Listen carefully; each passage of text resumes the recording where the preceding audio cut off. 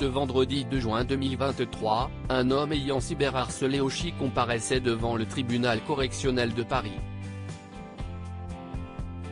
Profondément marquée par les menaces qu'elle a reçues, la chanteuse n'a pas trouvé la force de se rendre au procès. Insultes à caractère lesbophobe, messages haineux, menaces de mort.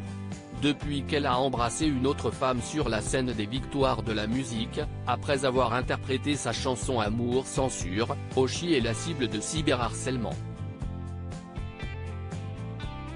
En mars 2020, elle s'était décidée à porter plainte et ne cesse, depuis, de dénoncer ces attaques, tout comme la lenteur de la justice et les réponses pénales inadaptées.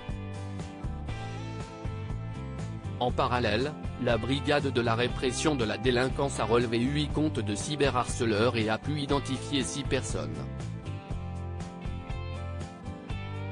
Sur les 6, une seule était majeure. Cet homme a été jugé ce vendredi 2 juin par le tribunal correctionnel de Paris. Il y a quelques jours encore, la chanteuse de 26 ans voulait faire face à son harceleur en se rendant à ce procès. Mais finalement, elle n'a pas eu la force de venir au tribunal, comme elle l'a écrit dans une lettre, lue par son avocate.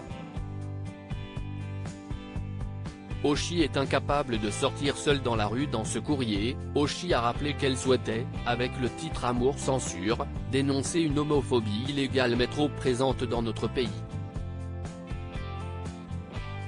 Elle a raconté qu'en plus de l'avoir insulté et menacé, les harceleurs avaient essayé de trouver son adresse et avaient dévoilé celle de ses parents.